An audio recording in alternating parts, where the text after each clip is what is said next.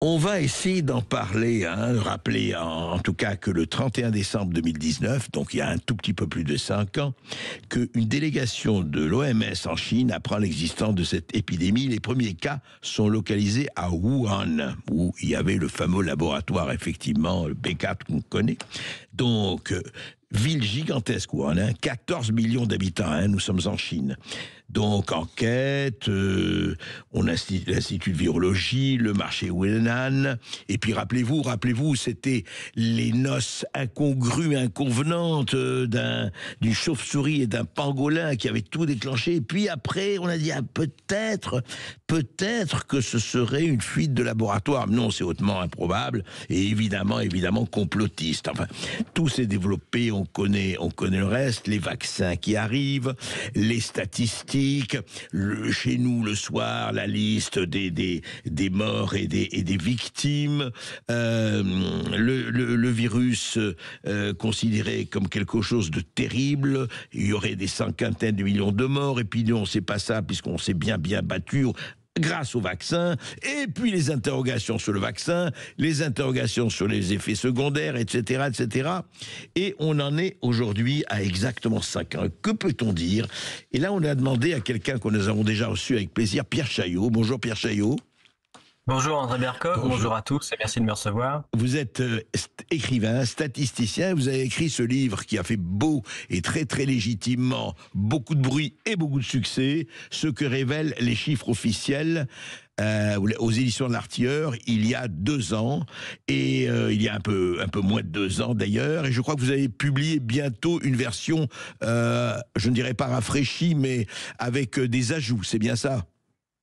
Alors, il y a 2 ans, en effet, j'ai sorti Covid-19, ce que révèlent les chiffres officiels, et puis on a sorti une version rafraîchie, simplifiée pour faire une édition poche en janvier dernier.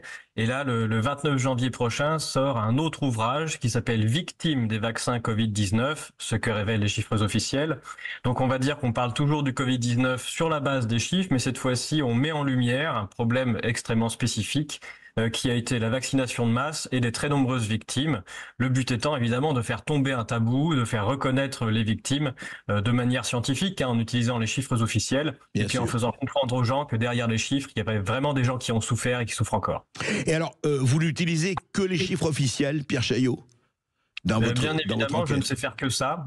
J'utilise les chiffres à notre disposition, les chiffres gouvernementaux, les chiffres des instituts officiels, de l'INSEE, d'Eurostat, de l'ECDC, et je ne me base que de ça. Je mets en ligne, j'écris des programmes informatiques pour les exploiter, que je mets en ligne de façon à faire de la science ouverte et que chacun puisse vérifier la totalité de mes travaux. Voilà. Et vous avez votre site internet, il faut le rappeler, où tout un chacun peut consulter. Pierre Chaillot, alors, justement, 5 ans après, avec tout ce qui s'est passé, l'irruption des vaccins, et au niveau mondial, le narratif ou les narratifs qui ont encombré effectivement notre vie depuis 5 ans, aujourd'hui, sans faire un bilan global, que peut-on dire à l'heure où nous parlons? Ce que l'on peut dire, c'est que ce qu'on a vécu et un des bilans qu'on peut faire, c'est que tant qu'il n'y avait que la panique, qui a été initialement, je dirais, promue médiatiquement et politiquement, il y avait un narratif officiel qui s'est imposé sur lequel on n'avait pas le droit de sortir. Toute personne qui osait contredire la version des dites autorités sanitaires se voyait immédiatement bannie. Mis au rebut, que ce soit quel que soit son niveau, qu'on soit un simple citoyen qui se pose des questions, ou même des scientifiques reconnus, même qui avaient reçu des prix importants, des prix Nobel, etc. La situation aujourd'hui a changé de ce point de vue-là. On voit que on va dire l'omerta et les tabous se sont effrités, que la peur est en partie. Il a été un peu plus facile de questionner l'ensemble des affirmations qui ont été faites depuis le départ, et qu'aujourd'hui on est presque revenu à un semblant de raison, c'est-à-dire être au moins capable un peu de débattre et de contredire la totalité des affirmations qui ont été faites. Et alors, oui, allez-y. Eh bien, je pense que vous avez eu raison, André Berkoff, de démarrer par le début, puisque même de ce point de vue-là, il y a toujours de nombreuses questions qui se posent. Oui. Initialement, on a une histoire qui a démarré à Wuhan, vous l'avez dit, une ville de 14 millions d'habitants. Évidemment, c'est la Chine, hein, donc il y a une pauvreté qui est d'un autre niveau que celle que l'on a en France. Bien sûr. Il faut le rappeler. On est en plein hiver. L'hiver, c'est un moment où il y a plein d'infections respiratoires habituelles. On est à un moment de pic extrême de pollution. Et dans ce cadre idyllique, à l'époque, hein, si on en revient au fait et à l'OMS, Oui. quand l'OMS dit attention, il y a une immense pandémie qui va arriver avec un virus, on parle de 44 malades, hein. Il y a 44 malades initialement sur 14 millions d'habitants, alors qu'il fait froid, qu'il y a un pic de pollution énorme, et 44 malades qui toussent de manière bizarre. C'est la seule chose qu'on a. Ouais. Et l'histoire démarre avec l'OMS et tout un tas d'instances et de laboratoires qui disent, du coup, c'est forcément un nouveau virus mortel qui arrive. Ouais. Et donc, ce que l'on observe, c'est et que dont on ne s'est pas tout à fait sorti encore, c'est ce que j'appellerais une viromania.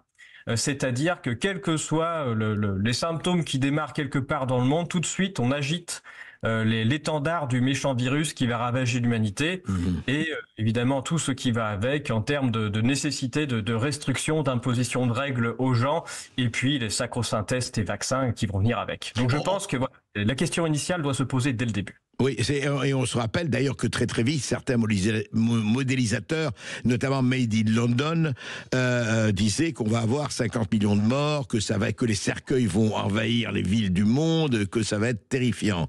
Alors, il y a eu cela, il y a eu ce que vous appelez effectivement l'état de panique, et on peut comprendre, personne n'a envie de mourir, et il y a eu tout le reste, enfin on va pas revenir là-dessus. Au début, les masques ne servaient à rien, ensuite c'est les gestes barrières, etc., le confinement ou les confinements, et autres. Et justement, cet état de panique et les questions, et vous rappelez à juste titre que quiconque dérogeait de la doxa narrative était considéré comme au mieux un complotiste, au pire un saboteur. Comment ça a évolué, Pierre Chaillot, et justement, ça a amené à votre premier livre, enfin au livre dont on parlait. Comment ça a évolué? Comment effectivement ça a commencé à se dire, écoutez, c'est plus compliqué que ça. Rappelez-vous, les vaccins, il y a aucun problème, 90% de réussite. Et puis après, il y a eu oui, mais ça ne protège ni la transmission ni la contamination, etc. Eh bien, je pense que ça a pu évoluer, comme je le disais au début, en fonction du niveau de peur des gens. Et que l'ensemble on va dire des bêtises ou des absurdités qui resteront dans l'histoire ont atteint leur paroxysme au moment où les gens avaient le plus peur et qu'on s'est débarrassé de cette crise Covid, la peur diminuant. Vous l'avez dit au début, personne n'avait envie de mourir et tout le monde avait très peur de quelque chose qu'il ne voyait pas et qu'il redoutait, voilà, le méchant virus tueur qui allait ravager l'humanité. Ouais. Et ça, cette panique s'est instaurée sans rien au début, c'est-à-dire qu'il n'y avait pas la moindre trace qu'il se passait quelque chose. Il n'y avait aucune trace statistique, ni les gens ne voyaient pas mourir d'autres personnes dans la rue, comme ça a pu se dire au moment où on a imposé des règles fortes et le confinement. Et ces règles-là ont fait que personne n'a rien vu, mais paniquait quand même, ne sachant pas ce qui se passait réellement.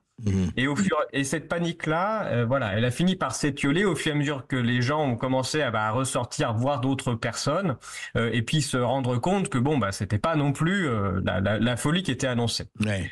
Ça a été pareil pour l'histoire de la vaccination, par exemple, où on a imposé une vaccination de masse avec des règles qui étaient extrêmement strictes et où on n'avait le droit à rien faire, et où les gens ont accepté la vaccination initialement en grande partie, même s'il y a eu tout un tas de gens qui l'ont refusé. On fait un peu de généralité, même si on va pas jusqu'au bout des choses. Oui.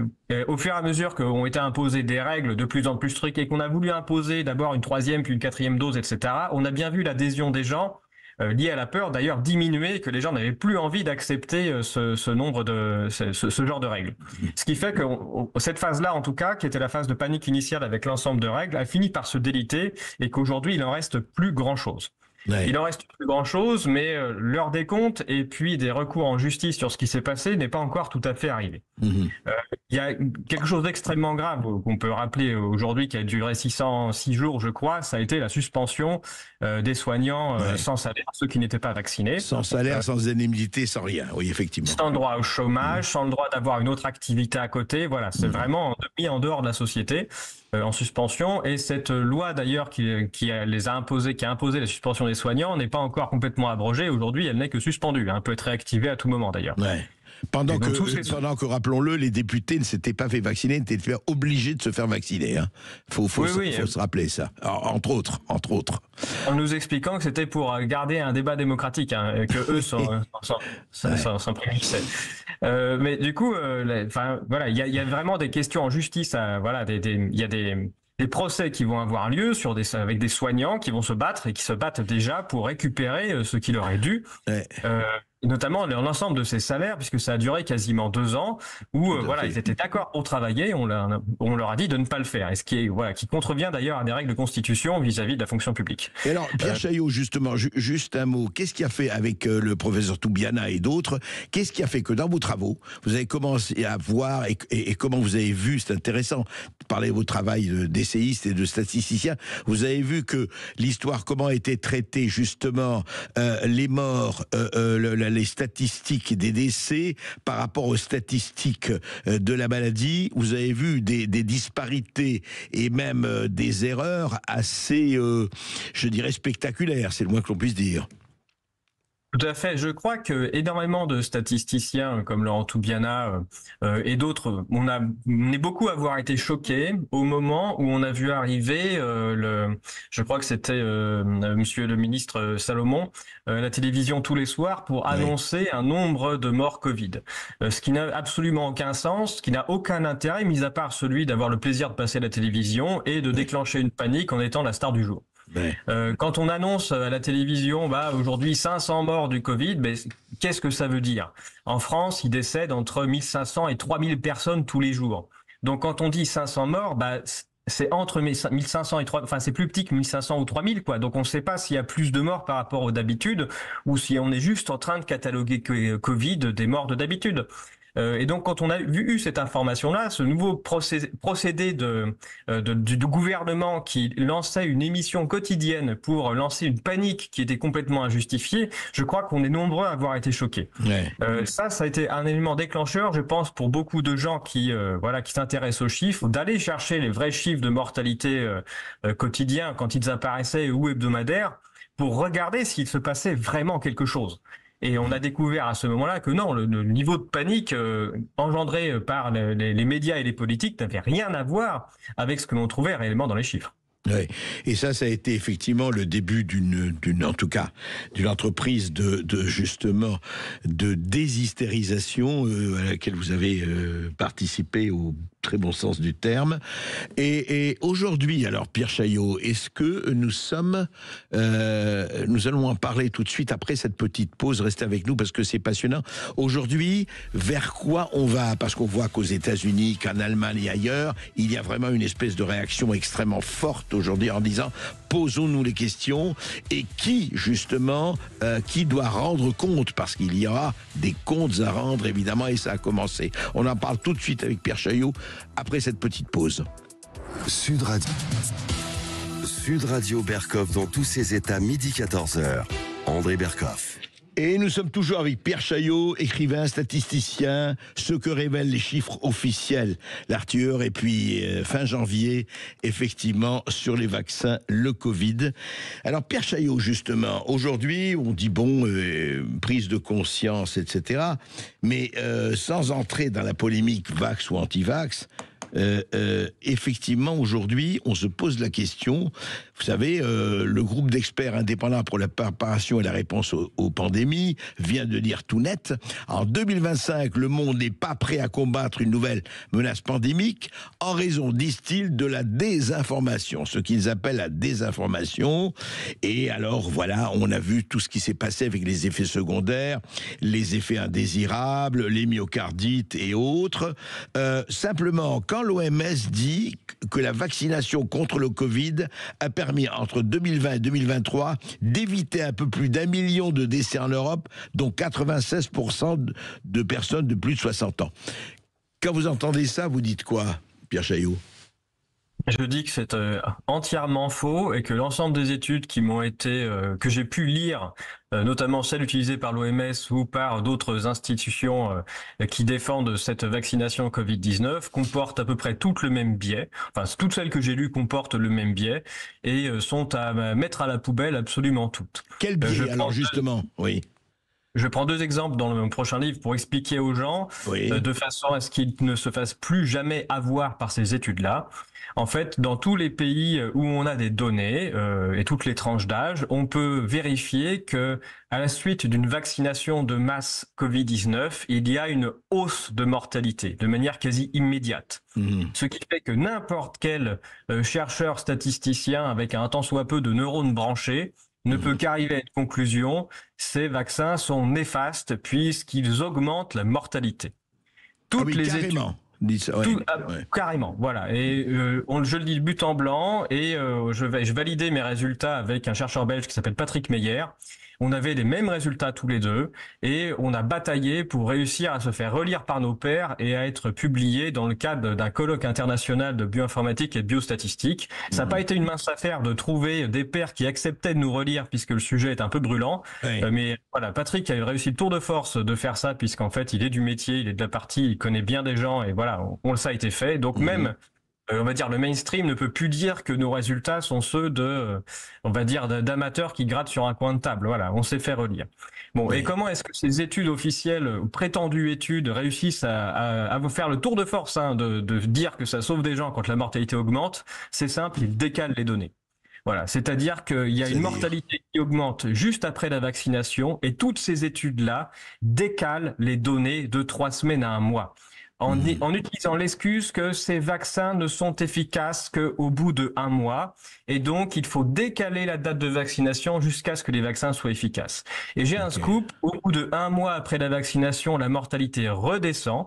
Voilà, donc la mortalité post-vaccination redescend, ce qui fait que ces études attribuent la redescente de la mortalité à la bonne qualité des vaccins. Et c'est ça qu'elles font toutes. Voilà. Donc c'est cette escroquerie de décalage des dates c'est gros comme une maison, c'est énorme, et c'est ça qu'elles font de façon à ne refuser de voir que la vaccination augmente la mortalité partout. Vous voulez dire, elles décalent systématiquement tous les résultats, quoi, c'est ça? Tout à fait. Elle décale les dates de vaccination de 30 jours, sous l'excuse que les vaccins sont efficaces au bout de 30 jours, ce qui permet d'attribuer la baisse de la mortalité à l'efficacité vaccinale, alors qu'il y a bien une hausse de mortalité juste après la vaccination. Ouais, en tout cas, c'est très intéressant de ce point de vue-là. Et à votre avis, je voudrais en terminer là-dessus, et on reparlera, évidemment, on vous fera venir avec, quand votre livre sera paru, Pierre Chaillot, fin janvier, début février en tout cas. Mais savoir, est-ce qu'aujourd'hui, vous avez entendu comme moi, comme tout le monde, qu'il y a des procès, qu'il y a notamment aux États-Unis à l'égard d'Anthony Fauci, en Allemagne, en Angleterre et voire en France. Est-ce qu'à votre avis, ces poursuites, ces procès, cette recherche effectivement de ce qui s'est vraiment passé, vous pensez que ça ira jusqu'au bout ou pas? Seul l'avenir nous le dira. Il y a des pays comme le nôtre dans lesquels il est beaucoup plus difficile d'intenter un procès. Je pense qu'une des bonnes raisons, c'est que nous n'avons pas eu de changement politique. Voilà, que dans les pays où il y a des changements politiques profonds, évidemment, les nouveaux qui arrivent facilitent les choses pour accuser les anciens. Sans même dire qui a raison. Mais au moins, c'est plus facile d'attaquer des gens qui ne sont plus en place que ceux qui détiennent le pouvoir actuellement. Point, tout ça. Bon, deuxième chose, je suis pas convaincu que les résultats de justice nous apprennent quoi que ce soit de manière scientifique sur ce qui s'est passé. Je pense que la plupart du temps, les résultats des procès ont plus à voir avec un ressenti ou la politique. Mais bon, c'est aussi l'objectif d'écrire des livres et de faire changer d'avis les gens, puisque bien souvent, le politique finit par suivre quand même l'opinion publique. Donc c'est pour ça que moi, je ne m'attelle pas à partir d'entrer en procès, mais je suis là pour expliquer des choses aux gens de façon à ce que l'opinion publique évolue et de façon à faire évoluer la totalité du système. Donc effectivement, ce que vous dites, et ce que vous dites dans votre prochain livre, ce que vous avez déjà dit, c'est que ces narratifs qui nous ont été assénés pendant 5 ans, ou presque, en tout cas 4 ans facile, ce sont des narratifs qui ont été entièrement fabriqués, dites-vous.